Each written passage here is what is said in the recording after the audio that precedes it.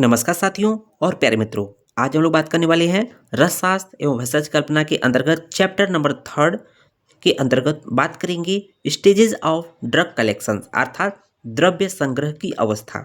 तो यहाँ पर ये बात बहुत अच्छे से समझना चाहिए कि किसी भी द्रव्य को किस स्टेज में कलेक्शन करना चाहिए। अर्थात जब हम किसी द्रव्य को औषधि के पॉइंट ऑफ व्यू से ग्रहण करते हैं, कलेक्शन करते हैं, तो ध्यान जानना जरूरी है कि उसको उसके किस स्टेज में या किस स्वरूप में हमें ग्रहण करना चाहिए।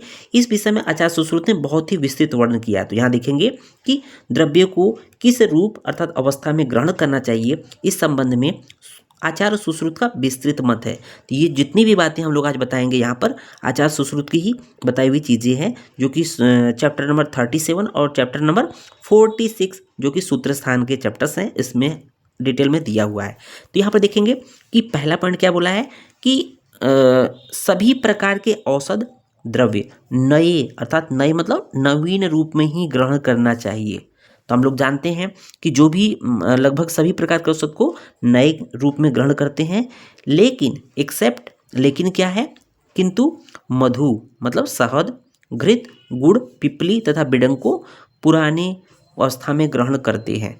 तो जानते हैं कि जो मधु है, मधु कहते हैं ना, जितना पुराना उतना ही लाभकारी, घी जितना पुराना उतना लाभकारी, गुड़ जितना पुराना उतना लाभकारी, पिपली और बिडंग ये जितने पुराने होते हैं उतने लाभकारी होते हैं, इसलिए इसको पुराने अवस्था में ग्रहण करने को बोला है औषध के पॉइंट ऑफ व्यू से।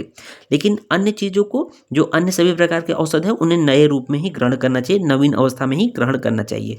तो ध्यान बात समझ में आई कि सभी प्रकार के औषध को नए अर्थात नवीन रूप में ग्रहण करना चाहिए, एक्सेप्ट किसको छोड़कर, मधु को, घृत को, गुड़ को, पिपली को और विडंग को छोड़कर। याद आया, समझ में आया।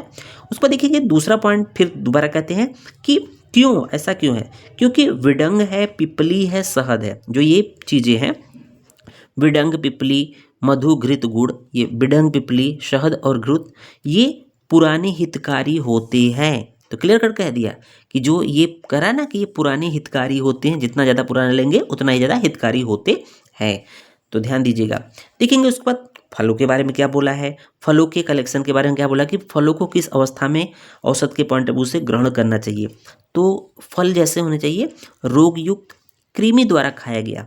अगर फल रोग युक्त है, रोग उसमें लग गया है, कृमियों अर्थात कीड़ों ने उसे खा लिया है, पाकातीत मतलब पकने के पश्चात भी कई दिनों तक वो एज इट इज पड़ा हुआ, मतलब पकने की अवस्था के बाद भी कई दिनों तक पड़ा हुआ हो,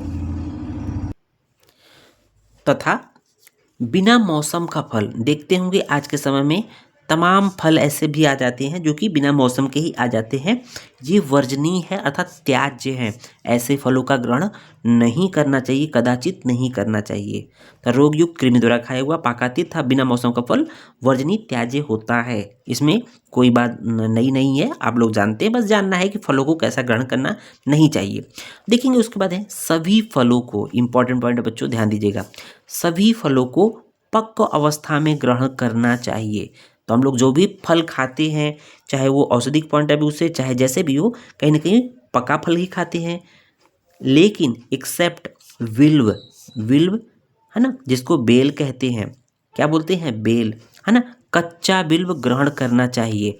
तो देखते हैं कि हम लोग पका भी खाते हैं, लेकिन पका जो बिल्व होता है दोष युक्त होता है, शायद आपको नहीं पता है।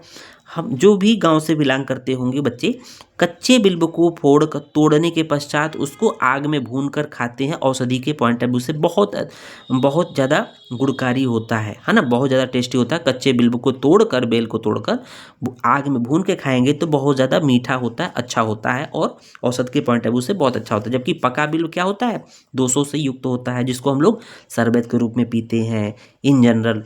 आजकल तो वैसे भी बहुत ज़्यादा विरुद्ध का चलन उचल गया है। अब देखेंगे शाक, शाक का मतलब हरी पत्तेदार सब्जियां है ना, साग सब्जी जिसको कहते हैं। जो साग अर्थात सब्जी कर्कश, जीर्ण हो, जीर्ण का मतलब बहुत पुरानी हो गई हो, कृमियों द्वारा खाई गई हो, कीड़े उसके खा लिए हैं पत्तियों को, पालक के पत्तियों को कृमि खा गई हैं, दूषित हो, दूषित भूमि से उत्पन्न हो, मतलब अच्छी भूमि से उत्पन्न न हो, एवं बिना समय के उत्पन्न हो, उसे ग्रहण नहीं करना चाहिए। ये तो बहुत सिंपल सी बात है।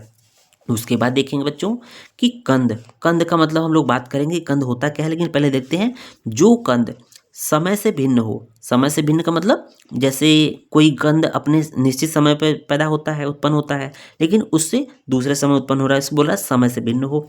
बाल हो, बाल का मतलब बिल्कुल नया नया हो, मतलब नया मतलब जैसे अभी उसका बचपना हो, या पुराना, पुरानी हो, पुरानी मतलब बिल्कुल वृद्धावस्था में हो। व्याधि, व्याधित हो मतलब व्याधि से ग्रसित हो। कृमियों द्वारा नष्ट किया गया, कीड़े उसको खा गए हों, ऐसे कंद को ग्रहण नहीं करना चाहिए। तो क्लियर कट इसमें है।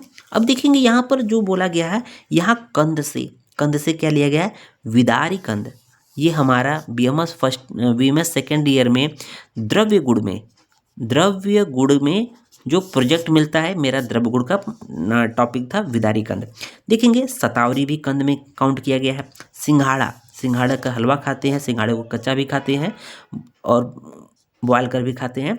सूरणकंद, सूरणकंद किसको बोलते हैं, जो कि सूरन होता है, इसकी सब्जी कब बनती है, दिवाली के रात में बनती है ना। तो ये सूरणकंद क्या होता है, एक तरह से पाइल्स में बहुत, पाइल्स की बहुत अच्छी दवा होती है, पाइल्स के रोगियों में बहुत अच्छी मेडिसिन के रूप में होता है। इसको भून कर खाने से पाइल्स ठीक होता है। पाइल्स मतलब सूरणकंद सदृश द्रव्यों का ग्रहण करना चाहिए। कहने का मतलब कंद से विदारी कंद है, शतावरी है, सिंघाड़ा है, सूरणकंद है, इत्यादि अन्य द्रव्यों का ग्रहण करना चाहिए। तो ये तो छोटी सी बात हो गई। द्रव्य संग्रह अवस्था अर्थात द्रव्यों अर्थात औषधियों को किस अवस्था में ग्रहण करना चाहिए, बहुत छोटा सा टॉपिक था। उम्मीद है वीडियो पसंद आया होगा। धन्यवाद।